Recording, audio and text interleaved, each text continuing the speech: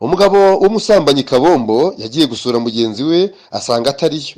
Umugore aramuzimanira, baraganira, bigeze hagati Nyamugabo yivugisha asa nubaza ati kuvuga ni ugutaruka. Igihe nagendeye hano sinigeze ndabukwa umusego wanyu. Ushobora gusegura umugabo w'inshuti y'umugabo wawe bigashoboka. Umugore w'umupfu ati kuguha urwuya uri inshuti yacu ntibica ishati.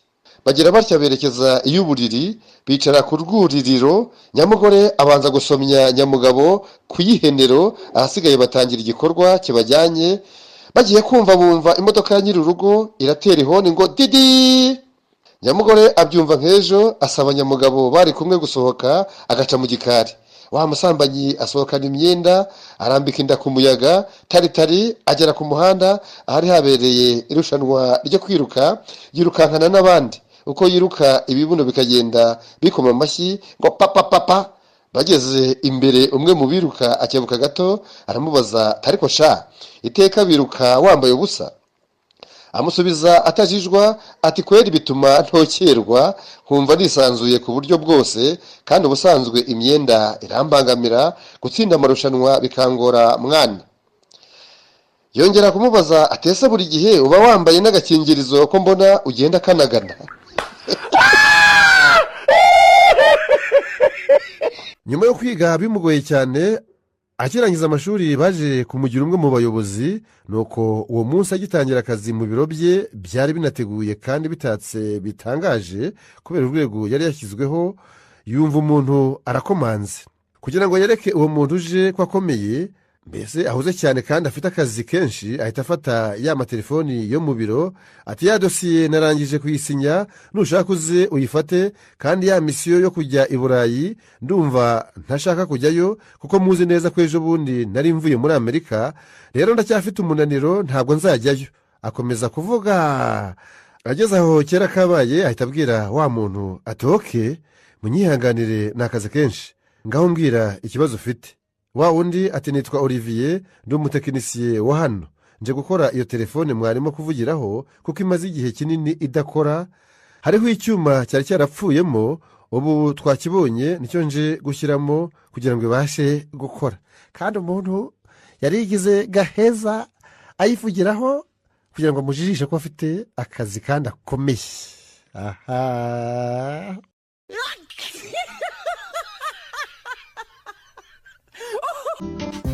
Irari n'urukundo nyarwo burya birasa, ndetse biranagoye kubitandukanya, ariko burya si bimwe. Kuba bisa ntibivuze ko ari bimwe sweetheart. Nutitonda bizakugora kubitandukanya. Twihuse cyane, reka nkwereka aho bitandukaniye. Samweli wa 2:13 kandi Abusalomu mwene Dawidi yari afite mushiki we mwiza witwaga Tamari. Bukeye Amumoni mwene Dawidi aramubenguka. Amumoni ahagarika umutima ku bwa mushiki we Tamari, bituma arwara kuko yari umwari kandi abona ko bimukomereye kugira icyo yamukoraho. Amumoni yari afite inshuti ye yitwaga Yonadabu mwene Shimeya mukuru wa Dawidi, kandi Yonadabu uwo yari umugabo w'ingurumbanya cyane. Aramubaza ati wa mwana w'umwami we, niki gihora kikunanura uko bukeye? Ntiwabimbwira? Amumoni aramusubiza ati umva, nabengutse Tamari umukobwa wa mwene data Abusalomu. Yonadabu aramubwira ati iryamire ku buriri bwawe wirwaze, maze so naza kukureba umubwire uti ndakwinginze reka mushiki wanjye Tamari aze ampa icyo ndya ntekera ibyo kurya hano imbere yanjye kugira ngo mbirebe mbirire mu ntoki ze. Nuko Amumoni araryama arirwaza. Umwami aje kumureba, Amumoni aramubwira ati ndakwinginze mushiki wanjye Tamari naza ntekera udutsima tubiri imbere yanjye nturire mu ntoki ze. Nuko Dawidi atuma mu rugo kuri Tamari ati ubu ngubu ujya kwa musaza wawe Amumoni umutekera ibyo kurya. Nuko Tamari ajya kwa musaza wa Amumoni, asanga aryamye yenda urwanga, bumbiramo udutsima imbere ye, aratwotsa, asingira urukarangiro, ayimushyira imbere yanga kurya. Maze Amumoni aravuga ati abagabo bose nibiheze, umugabo wese ariheza. Nuko Amumoni abwira Tamari ati nzanira ibyo kurya ku murere ndire mu ntoki zawe. Nuko Tamari yenda utwo dutsima ahishije adushyira musaza wa Amumoni ku murere. Ayimuhereje ngo arye, aramufata aramubwira ati ngwino turyamane mwene data. Nawe aramusubiza ati oya mwene data w'inkozi isoni, kuko bene ibyo bidakwiriye gukorwa muri Isiraheli. We gukora iby'ubupfu nk'ibi, mbese nkangize izo soni nazicana he? Kandi nawe waba ubaye igicucu muri Isiraheli. None ndakwinginze ubivugane n'umwami kuko atazakunyima. ariko yanga kumwumvira, maze kuko yamurushije amaboko aramuhata aryamana nawe, maze hanyuma mumona mwanga urunuka rutagira akagero. Urwango yamwanze rwarusa ubwinshi urukundo yari yamukunze. Amumona aramubwira ati haguruka ugende, nawe aramusubiza ati reka, kuko iki cyaha ukora unyirukana gikomeye kuruta icyo wankoreye. Ariko yanga kumwumva, maze ahamagara umunyagikari we aramubwira ati sohora uyu mukobwa mvire mu nzu, maze mukingirane hanze. Listen, ndabizi ko iyi nkuru atari ubwa mbere nyibasomeye, ariko mfasha wongere untege amatwi nanone.